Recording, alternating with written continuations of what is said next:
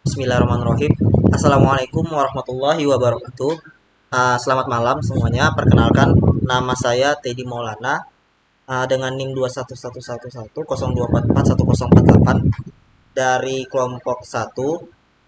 Pada malam hari ini, kami dari kelompok 1 ingin mempresentasikan modul atau tugas untuk ujian tengah semester yang telah kami buat, dan pada malam hari ini kami akan memaparkan untuk penjabaran materinya.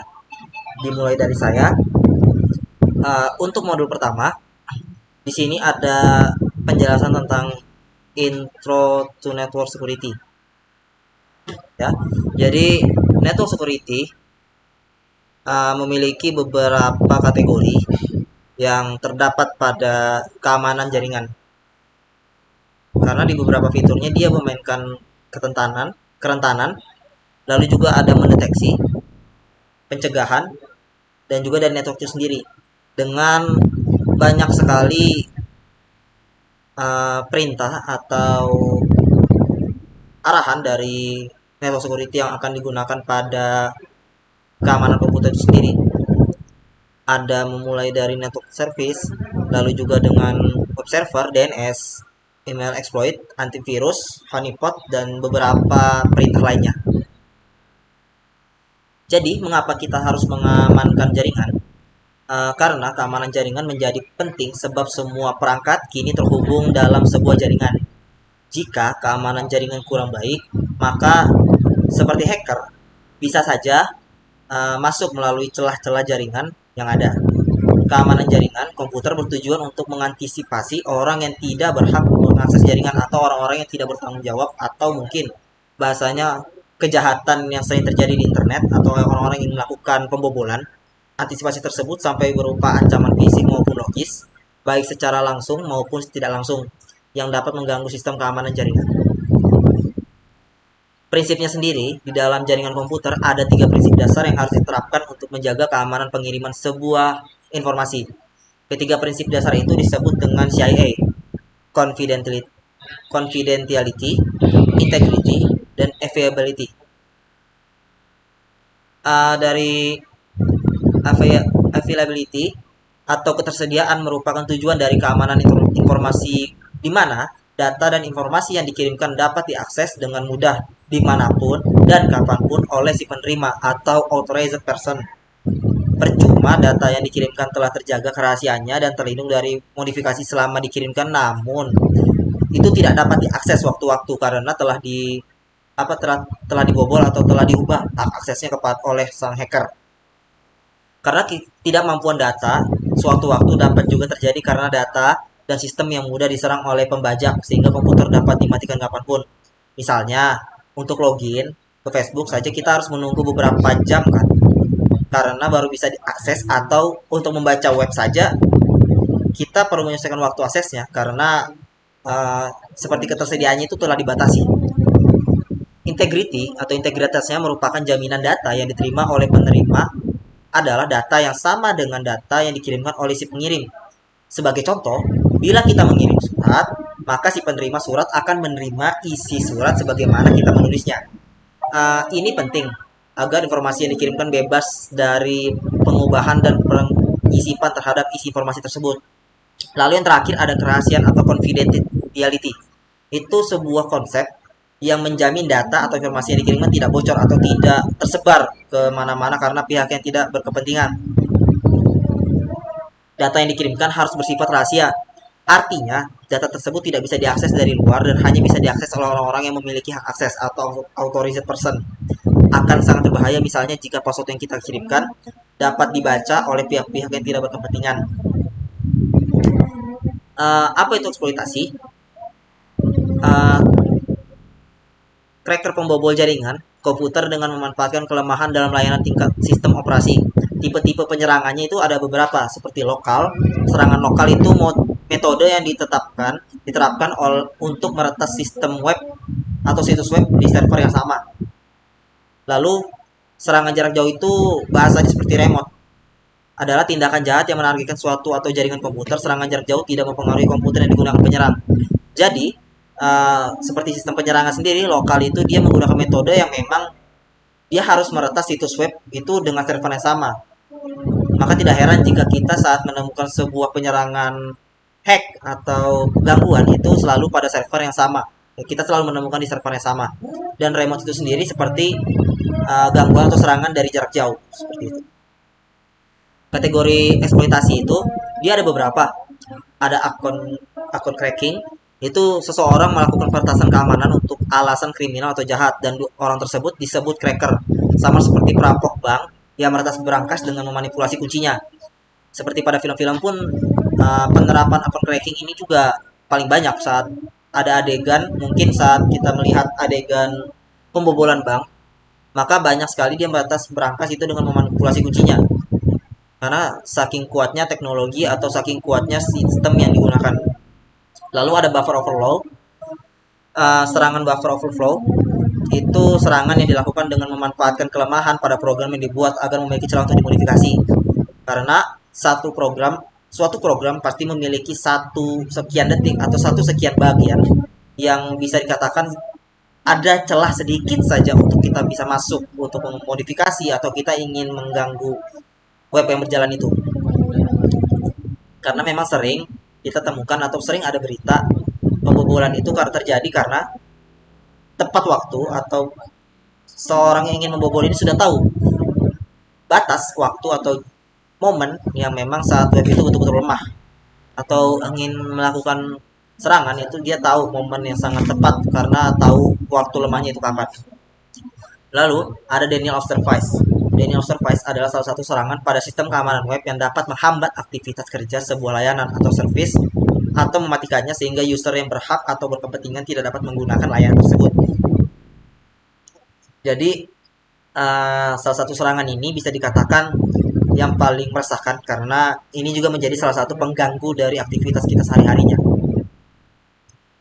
Lalu ada man in middle atau MITM adalah serangan cyber yang dilakukan oleh pencuri informasi atau memata-matai korban. Pelaku MITM adalah dia akan memanfaatkan koneksi internet yang tidak aman untuk melakukan aksinya, lalu juga akan memposisikan dirinya di antara korban dan website yang sedang digunakan. Lalu ada network sniping, adalah tindak kejahatan penyadapan yang dilakukan menggunakan jaringan internet dengan tujuan utama untuk mengambil data dan informasi sensitif secara ilegal. Cara kerja sniping adalah ketika Anda terhubung dengan jaringan yang bersifat publik saat Anda melakukan proses transfer data dari client service dan juga mungkin transfer data atau client service dari sebaliknya. Lalu juga ya dari attack target seperti ini. Jadi ada beberapa keterangan sistem operasi yang diserang itu. Peringkat pertama 31 juta serangan untuk khusus Windows, lalu 20 juta serangan untuk Linux, dan 7 juta serangan dari Cisco iOS. Terakhir, apa bisa dikatakan kategori sebagai hackers ataupun crackers? Dia hacker biasanya orang yang programmer yang terus-menerus mencari pengetahuan lebih lanjut atau sering belajar dengan bebas membagikan apa yang telah mereka temukan dan tidak pernah dengan sengaja merusak data. Sedangkan cracker, dia itu membobol atau melanggar integritas sistem dengan niat jahat. Mereka menghancurkan data vital atau menyebabkan masalah bagi target mereka. Ya, mungkin dari penjelasan pertama mungkin segitu saja. Kurang lebih mohon maaf. Selanjutnya untuk materi kedua itu akan dilanjutkan oleh teman satu kelompok saya. Terima kasih. Assalamualaikum warahmatullahi wabarakatuh. Bismillahirrahmanirrahim. Assalamualaikum warahmatullahi wabarakatuh. Kenalkan, nama saya Ihsan Afani dengan NIM 2111102441187. Di sini saya akan menjelaskan pembahasan yaitu network attack. Di sini ada 3 pembahasan. Yang pertama itu ada serangan network, kemudian attack generation, kemudian deteksi serangan dengan monosem. Kemudian di sini ada kontennya ada 4, perkenalan, kemudian ada serangan network dasar, jenis serangan network, sama alat penyerangan jaringan. Pertama-tama kita akan menjelaskan tentang pengenalan terlebih dahulu.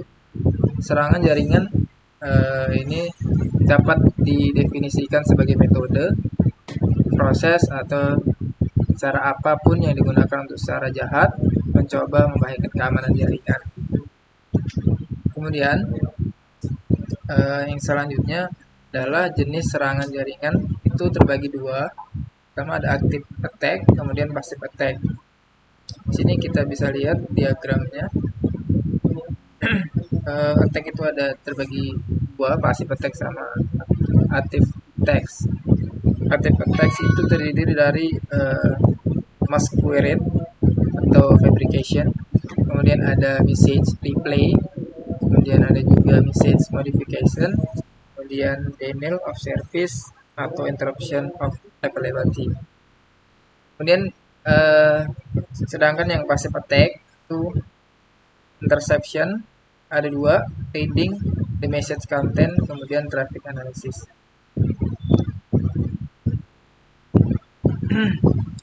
Kemudian di sini saya jelaskan tentang pengertian dari active attack ialah mencoba mengubah sumber daya sistem atau memengaruhi operasinya, lalu menyebabkan kerusakan pada sistem itu. Kemudian yang kedua ada serangan pasif. Ini ialah mencoba membaca atau memanfaatkan informasi dari sistem tetapi tidak mempengaruhi sumber daya sistem. Oke, selanjutnya akan dijelaskan oleh teman sekelompok saya. Terima kasih. Bismillahirrahmanirrahim. Assalamualaikum warahmatullahi wabarakatuh. Perkenalkan, nama saya Ahmad Iti Syamudin dengan NIM 21110244140. Di sini saya akan melanjutkan presentasi yang telah dijelaskan oleh teman saya tadi. Pertama, ini adalah beberapa contoh basic network attack. Yang pertama adalah password based attack, yang kedua adalah malware attack, yang ketiga ada DOS attack atau denial of service, yang keempat adalah IP spoofing, yang kelima adalah man in the middle attack, yang keenam adalah STL injection attack, yang ketujuh adalah XSS attack. Nah, yang pertama adalah password based attack. Password based attack adalah serangan di mana upaya berulang dilakukan untuk menduplikasikan urutan login atau kata sandi yang valid. Kedua adalah malware attack. Pengertian dari malware attack adalah perangkat lunak yang diciptakan untuk menyusup atau merusak sistem komputer, server, atau jejaring komputer tanpa izin, format consent dari pemilik. Malware bisa menyebabkan kerusakan pada sistem komputer dan memungkinkan juga terjadi pencurian data atau informasi. Ketiga adalah denial of service attack atau biasa disebut dengan DOS, serangan DOS attack. Pengertian dari DOS attack adalah serangan dunia maya di mana pelaku berupaya membuat mesin atau sumber daya jaringan tidak tersedia bagi pengguna yang dituju dengan mengganggu layanan host yang terhubung ke internet untuk sementara atau tanpa batas. Denial of service biasanya dicapai dengan membajiri mesin atau sumber daya yang ditargetkan dengan permintaan yang berlebihan dalam upaya untuk membebani sistem. Kemudian adalah man in the middle attack. Pengertiannya adalah man in the middle attack atau yang disingkat dengan MITM adalah salah satu jenis cyber attack yang menyusup ke dalam jaringan dan menyadap komunikasi yang sedang berlangsung antara pengguna jaringan dan web server tujuan. Kemudian ada IP spoofing.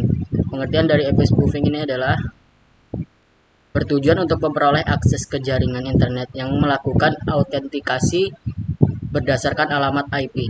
Biasanya pelaku memasukkan alamat IP target sehingga mereka bisa memperoleh data sensitif melalui serangan penolakan layanan yang dilakukan.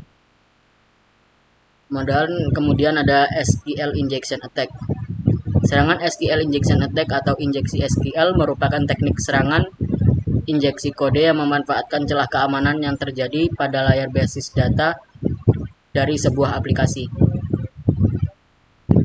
Selanjutnya adalah XSS attack adalah eksploitasi keamanan di mana penyerang menempatkan malicious client encode ke laman web Tujuan utama dari penggunaan XXX yakni untuk mengambil data penting, mengambil cookie dari user atau mengirimkan suatu program yang dapat merusak user, namun seakan-akan penyebabnya adalah dari web itu sendiri. Di sini adalah contoh Network Attackers Tool. Network Attackers Tool ada PCAP, SQLmap, Kali Linux, Social Engineering Toolkit, dan CAN and Cable. Berikut adalah tips pencegahan serangan jaringan. Ada beberapa tips untuk pencegahan serangan jaringan. Yang pertama adalah install pembaruan perangkat lunak, gunakan kata sandi yang unik, gunakan authentication 2 faktor, gunakan password yang kuat, gunakan pengelola password, gunakan firewall untuk koneksi internet, jelajahi online dengan aman, hapus browser setelah meninggal komputer. Mungkin sekian dari saya. Wassalamualaikum warahmatullahi wabarakatuh. Assalamualaikum warahmatullahi wabarakatuh. Perkenalkan, nama saya Danang Prastio dengan NIM 211102441203. Saya akan membahas tentang password manajemen yang dari kelompok 1. Jadi saya akan melanjutkannya.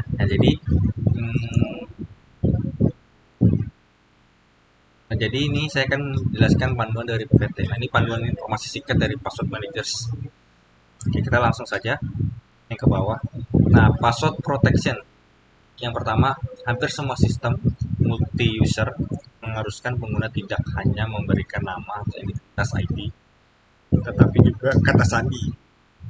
Nah, yang kedua ini, kata sandi ini berfungsi untuk memberikan autentikasi ID individu yang masuk sistem.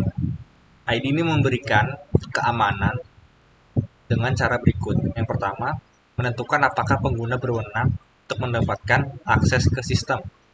Terus yang kedua, di beberapa sistem, hanya mereka yang sudah memiliki ID yang dianjurkan di sistem yang diizinkan mendapatkan akses. Yang ketiga, ID menentukan hak istimewa yang diberikan kepada pengguna, misalnya super user dan guest atau anonim. Pengguna akun ini akan memiliki hak istimewa yang lebih terbatas dibandingkan super user. Ketiga, the vulnerable of password. Karena kata sandi merujuk kepada kemampuan orang lain untuk menebak atau memecahkan kata sandi yang kita gunakan untuk masuk ke akun atau sistem yang kita miliki. Hal ini terjadi karena banyak orang yang menggunakan kata sandi yang mudah diingat atau terlalu sederhana sehingga mudah ditebak oleh orang lain. Selain itu, ada juga orang yang menggunakan kata sandi yang sama untuk beberapa akun yang dimilikinya sehingga resiko keamanannya semakin tinggi. Apabila orang lain berhasil mengetahui kata sandi kita, maka mereka akan bisa mengakses akun atau sistem kita dan mengambil alih data-data informasi yang penting yang ada di dalamnya. Oleh karena itu, penting bagi kita untuk menggunakan kata sandi yang kuat dan kompleks serta tidak menggunakan kata sandi yang sama di beberapa akun. Jadi harus beda. Selain itu, kita juga harus sering mengganti kata sandi agar tetap aman dari serangan penjahat siber, ya minimal 6 bulan sekali untuk mengganti kata sandi. Nah, terus yang keempat, nah ini sistemnya seperti ini. Ini ada beberapa karakter contoh. Nah, mungkin ini lanjutannya saya. Nah, ini adalah salt password purpose. Nah, salt pada kata sandi adalah tambahan data acak yang ditambahkan ke kata sandi sebelum di-hash, yang bertujuan untuk meningkatkan keamanan dan menghindari serangan dengan menggunakan daftar rainbow table. Rainbow table adalah daftar yang berisi hash dari banyak kata sandi umumnya yang digunakan sehingga dapat dengan mudah dicocokkan dengan hash dari kata sandi yang sebenarnya. Dengan menggunakan sel hash dari kata sandi semakin menjadi unik dan sulit dipecahkan. Bahkan kita menggunakan rainbow table. Tujuannya dari salt pada sandi adalah untuk meningkatkan keamanan kata sandi. Menggunakan salt serangan yang menggunakan daftar rainbow table sangat sulit dilakukan, oleh karena itu hash dari kata sandi menjadi unik dan sulit ditebak. Oleh karena itu pengguna salt pada kata sandi sangat penting untuk menjaga keamanan data informasi yang penting, ya seperti ada pagarnya, ada kata kunci dolar atau apa gitu. itu sangat sulit. Mungkin ada kata sandi angka, gabungan angka dan huruf besar dan huruf kecil. Oke, mungkin selanjutnya akan dijelaskan oleh teman saya, eh, untuk menjelaskan tentang password manager ini.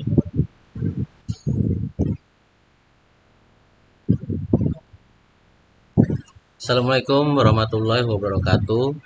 Saya Susilo Wawono dengan NIM 2111102441109. Baik, saya akan menjelaskan kelanjutan dari rekan saya tadi, Mas Danang. How to Unix Verify Password. Verifikasi kata sandi pada sistem operasi Unix dilakukan dengan menggunakan fungsi hash khusus yang disebut crypt. Fungsi ini akan memeriksa apakah kata sandi yang dimaksudkan oleh pengguna sesuai dengan hash yang disimpan di dalam file shadow password. Jika kedua hash sama, maka pengguna diizinkan untuk masuk ke dalam sistem secara lebih spesifik. Fungsi crypt pada Unix akan mengambil kata sandi yang dimasukkan oleh pengguna, kemudian mengekstrak nilai salt dari hash yang tersimpan di file shadow password. Selanjutnya, fungsi ini akan menghasilkan hash baru dengan menggunakan algoritma yang sama. Dengan hash yang tersimpan di file shadow password dan menggunakan salt yang sama pula. Jika hash yang dihasilkan sama dengan hash yang disimpan di file shadow password, maka pengguna diizinkan untuk masuk ke dalam sistem. Namun kedua hash tidak sama, maka verifikasi kata sandi gagal dan pengguna tidak diizinkan untuk masuk ke dalam sistem. Baik, ini contoh gambarnya.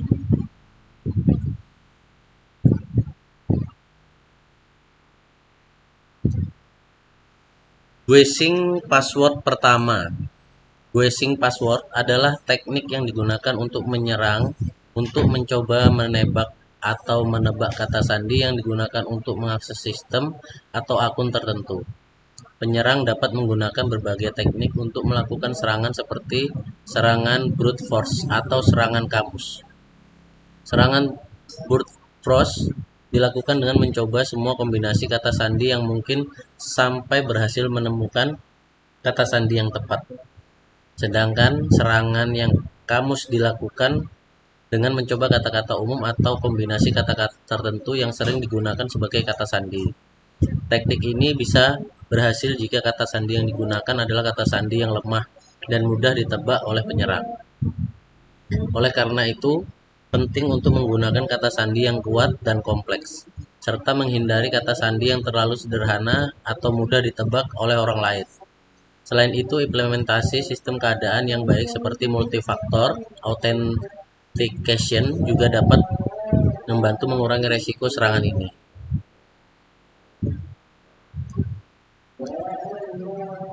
Kesimpulan yang saya jelaskan, kesimpulan dari password management adalah bahwa penting untuk mengelola kata sandi dengan baik untuk menjaga keamanan akun dan sistem kita. Beberapa hal yang perlu diperhatikan dalam mengelola kata sandi antara lain, yang pertama, membuat kata sandi yang kuat dan kompleks sehingga sulit untuk ditebak oleh orang lain. Yang kedua, menghindari penggunaan kata sandi yang sama untuk beberapa akun, karena jika satu akun dihack, maka akun lainnya juga akan terancam. Ketiga, menyimpan kata sandi dengan aman, misalnya dengan menggunakan aplikasi password manager atau dengan cara manual dalam buku catatan yang aman. Yang keempat, mengganti kata sandi secara berkala untuk menghindari serangan yang berkelanjutan. Dan yang kelima, mengaktifkan fitur keamanan tambahan seperti multifaktor authentication untuk mengamankan akun dan sistem kita dari serangan cyber yang semakin canggih. Dengan mengikuti prinsip-prinsip password manajemen yang baik, kita dapat meningkatkan keamanan akun dan sistem kita, serta melindungi informasi penting kita dari serangan cyber yang semakin berkembang. Baik, demikian, terima kasih yang bisa saya sampaikan. Assalamualaikum warahmatullahi wabarakatuh. Bismillahirrahmanirrahim. Assalamualaikum warahmatullahi wabarakatuh. Nama saya Faris Destarofi Alvarez dengan NIM 2111102441075. Saya ingin menjelaskan bagian-bagian dari TCP wrapper pada bagian firewall. Di sini ada gambar dari arsitek firewall tersebut, dan ini setting firewall. Dalamnya ada penggunaan demilitarized zone, firewall sebagai perangkat intrusion detection, dan konfigurasi VPN untuk manajemen. Penggunaan itu memisahkan area dengan firewall, membedakan segmen networknya mempunyai kebijakan yang berbeda pula, seperti department, service area, public service, internal service. Biasanya berbeda subnet.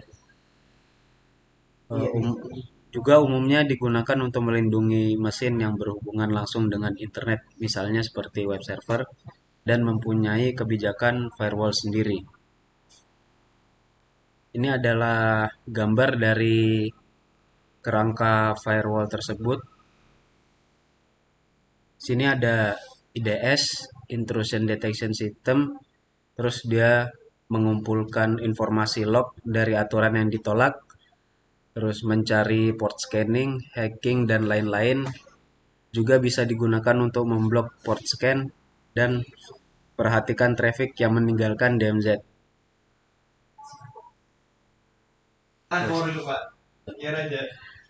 Ini adalah gambaran dari bagan-bagan firewall, dan di sini adalah pengertian TCP wrapper.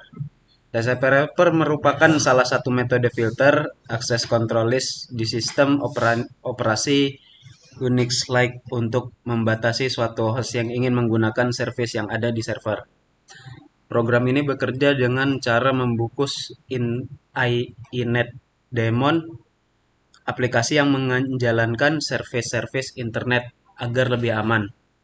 TCP wrapper lapisan network yang digunakan untuk memonitor dan mengontrol trafik TCP di server pada aplikasi. Baik, selanjutnya akan dilanjutkan oleh teman saya. Akhir kata, Assalamualaikum warahmatullahi wabarakatuh. Bismillahirrahmanirrahim. Assalamualaikum warahmatullahi wabarakatuh. Kembali, nama saya Teddy Maulana dari kelompok 1 dengan NIM 211102441048. Kali ini saya akan melanjutkan presentasi dari kelompok saya di TCP wrapper. Di sini TCP wrapper adalah sistem yang menyediakan fasilitas seperti firewall, sebuah host dengan beberapa service diisolasi dari jaringan luar, fungsi yang disediakan seperti log dari request dan juga access control. TCPD daemon mengecek hubungan TCP yang datang sebelum real server mendapatkan koneksinya. TCPD dapat mencari alamat IP dan no port dari sumber atau authentication. TCPD message yang dihasilkan menyatakan nama service, alamat klien, dan juga waktu koneksinya. TCPD dapat menggunakan alamat klien untuk mengotorisasi setiap permintaan layanan. Typical TCPD setup INTCD, the super server menginisiasi TCPD sebagai pengganti dari real server. Super Daemon INetCD sekarang memiliki TCP wrapper yang sudah built-in, sehingga semua service yang berbasis INetCD dapat memanfaatkannya. Dapat juga untuk mengenali klien dengan memanggil fungsi get per name pada description 0 atau description O. TCPD mengaktifkan real server dengan memanggil fungsi sh. Konfigurasi file pada TCPD menyatukan host nama yang diizinkan atau ditolak, allow atau deny, pada suatu service. Semua domains atau IP networks dapat diizinkan atau ditolak secara mudah. Ini bisa dibilang tampilan pada service INetCD. Seperti ini adalah keterangannya. Lalu selanjutnya ini adalah TCP wrapper yang menggunakan dua file untuk mengidentifikasikan akses ke service. Yang pertama ada garis miring etc garis miring host titik allow, Lalu yang kedua garis miring etc garis miring host titik deny. Dapat dibuat deny by default ke semua service yang menggunakan TCP wrappers. Uh, tapi juga jangan berpikir bahwa hal ini akan mengamankan server 100%. Karena tidak semua service dapat menggunakan TCP wrapper. TCP wrapper adalah access control proses. Lalu konfigurasi TCP wrapper itu file-file yang perlu diperhatikan dalam penyetingan TCP wrapper antara lain yang pertama garis miring etc garis miring inetd confirm atau konfigurasi dari internet daemon. Yang kedua garis miring etc garis miring host titik allow atau konfigurasi host yang diizinkan. Lalu yang terakhir garis miring etc garis miring host titik deny atau konfigurasi host yang ditolak. Lalu pastikan dulu bahwa TCP wrapper sudah terinstall pada sistem kita. Untuk mengeceknya dapat dilihat pada file garis miring etc dengan memasukkan garis miring etc garis miring inetd garis titik conf. Lalu TCP wrapper juga dapat memonitor atau memfilter incoming request untuk Telnet, FTP, relogin, RSH, Pinger, POP, dan lainnya yang berjalan pada NTC titik confirm. Contohnya Telnet Scream, TCP no wait root, garis miring USR, garis miring S-bind, garis miring TCPD in Telnet TD. Lalu ada beberapa poin lagi. Yang pertama membuka file atau arahan, bisa dibilang. Yang pertama membuka file etcd host allow. File ini berisi aturan tentang access control. Yang kedua men-scan file baris demi baris sampai menemukan rule yang sesuai dengan protokol dan host sumber tertentu. Yang ketiga menjalankan aksi yang ditentukan dalam rule di atas. Kalau sesuai, kontrol akan dijalankan pada jaringan server. Jika tidak ada yang match, file etc host deny dibuka dan akan dibaca secara berurutan baris demi baris. Jika ada baris yang tidak yang sesuai, akses ditolak dan aksi yang menghubungkan dengannya akan dilakukan. Lalu yang kelima, jika tidak ada sesuai, maka file etc host allow atau etc host deny, kemudian koneksi akan diizinkan secara default. Lalu ini bisa dikatakan bentuk-bentuk dari client host atau daemon list. Dari daemon list, lalu juga client host list, dan juga you know. Dan juga untuk memasukkan bisa dibilang host dari IP tertentu. Baik, itu saja dari saya, kurang lebihnya mohon maaf. Pembahasan selanjutnya akan dilanjutkan oleh teman-teman dari kelompok saya. Terima kasih. Wassalamualaikum warahmatullahi wabarakatuh. Bismillahirrahmanirrahim. Assalamualaikum warahmatullahi wabarakatuh. Di video ini saya Muhammad Khairul Akbar dan Andi Muhammad Fatur Rahman akan menjelaskan modul 5 yaitu firewall. Yang pertama, definisi firewall. Firewall merupakan sebuah perangkat yang diletakkan antara internet dengan jaringan internal. Informasi yang keluar atau masuk harus melalui firewall ini. Tujuan adanya firewall adalah untuk menjaga prevent agar akses ke dalam maupun keluar dari orang yang tidak berwenang unauthorized access tidak dapat dilakukan. Konfigurasi dari firewall bergantung pada kebijaksanaan atau polisi dari organisasi yang bersangkutan yang dapat dibagi menjadi dua jenis, yaitu prohibited dan permitted. Berikut gambar dari hardware firewall. Hardware firewall menyediakan perlindungan ke local area network. Di sini ada internet, kemudian hardware firewall usually part of TCP or IP router. Kemudian private local area network. Kemudian ada gambar 2. Gambar 2 merupakan komputer dengan firewall software. Komputer yang menggunakan firewall software untuk proteksi jaringan. Sama seperti gambar sebelumnya. Secara konseptual terdapat dua macam firewall. Yang pertama, network level mendasarkan keputusan pada alamat sumber, alamat tujuan, dan port yang terdapat dalam setiap paket IP. Yang kedua, application firewall, host yang berjalan sebagai proxy server yang tidak mengizinkan lalu lintas antar jaringan dan melakukan loading dan auditing lalu lintas yang melaluinya. Firewall bekerja dengan mengamati paket IP, Internet Protocol, yang melewatinya. Berdasarkan konfigurasi dari firewall, maka akses dapat diatur berdasarkan IP address, port, dan arah informasi. Detail dari konfigurasi bergantung kepada masing-masing firewall. Firewall dapat berubah sebuah perangkat keras yang sudah dilengkapi dengan perangkat lunak tertentu, sehingga pemakaian administrator tinggal melakukan konfigurasi dari firewall tersebut.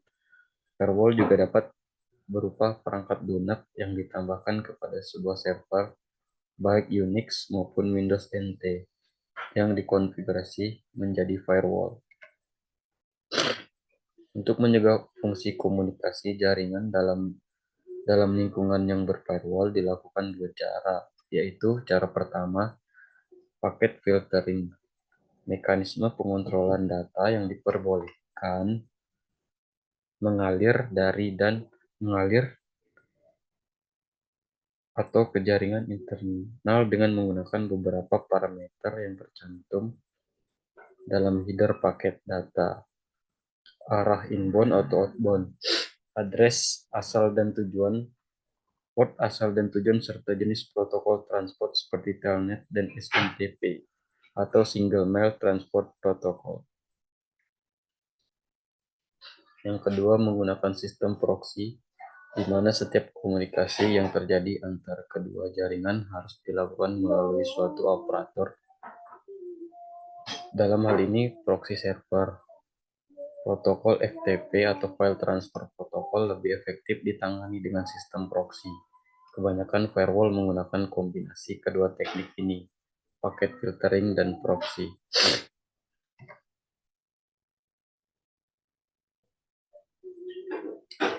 Beberapa perangkat Linux berbasis Unix yang dapat digunakan untuk melakukan IP filtering antara lain ipFOAD-M merupakan standar dari sistem Linux yang dapat diaktifkan pada level kernel. ipChange, versi baru dari Linux kernel paket filtering yang diharapkan dapat menggantikan fungsi ipFOAD-M. Fungsi proxy dapat dilakukan oleh beberapa software tergantung kepada jenis proxy yang dibutuhkan, misalnya web proxy, login proxy, FTP proxy, dan seterusnya. Di sisi klien, seringkali dibutuhkan software tertentu agar dapat menggunakan proxy server ini, seperti misalnya dengan menggunakan SOX. Beberapa perangkat Linux berbasis Unix untuk proxy antara lain SOX Proxy Server oleh NetNet System Lite, kemudian Squid Web Proxy Server. Baik, mungkin itu saja materi yang saya sampaikan. Selanjutnya akan dibacakan oleh teman saya, yaitu Muhammad Andi Faturrahman. Untuk Andi Muhammad Faturrahman, saya persilahkan. Oke, baik. Terima kasih Saudara Muhammad Khairul Akbar yang telah mempersilahkan saya untuk melanjutkan presentasi tentang modul kelima, yaitu firewall.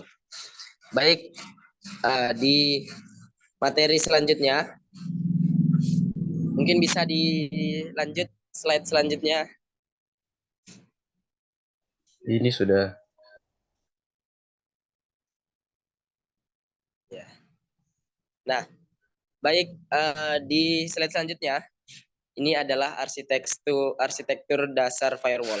Ada 3 macam arsitektur dasar firewall, yaitu yang pertama, arsitektur dengan dual home host atau dual home gateway atau biasa disingkat dengan DHJ.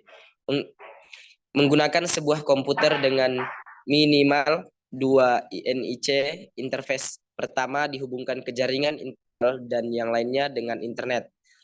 Dual home host-nya sendiri berfungsi sebagai bastion host, suatu sistem komputer yang harus memiliki keamanan yang tinggi karena biasanya peka terhadap serangan jaringan. Nah, biasanya terhubung langsung ke internet dan menjadi titik utama komunikasi dengan jaringan internal. Selanjutnya, Yang kedua yaitu Screened Host atau Screened Host Gateway, biasa disingkat dengan SHG. Fungsi firewall dilakukan oleh sebuah screening router dan bastion host. Router ini akan menolak semua traffic kecuali yang ditujukan ke bastion host. Sedangkan pada traffic internal tidak dilakukan pembatas. Gambarnya bisa dilihat. Selanjutnya, yang ketiga yaitu Screened Subnet atau Screened Subnet Gateway (SSG). Firewall dengan arsitektur ini menggunakan dua screened router dan jaringan tengah atau perimeter network antara kedua router tersebut, di mana ditempatkan bastion host. Selanjutnya, nah ini adalah beberapa software firewall. Yang pertama itu ada Zone Alarm Pro Firewall. Yang kedua ada PC Tools Firewall Plus. Yang ketiga ada Windows XP Firewall Port and Application Manager. Kemudian ada Norton Internet Security. Dan yang terakhir ada Prev XI X1 2.0.15 build 6.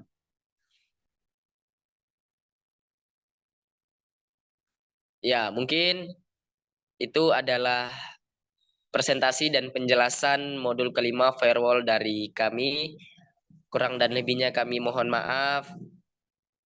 Akhirul kata, Assalamualaikum warahmatullahi wabarakatuh.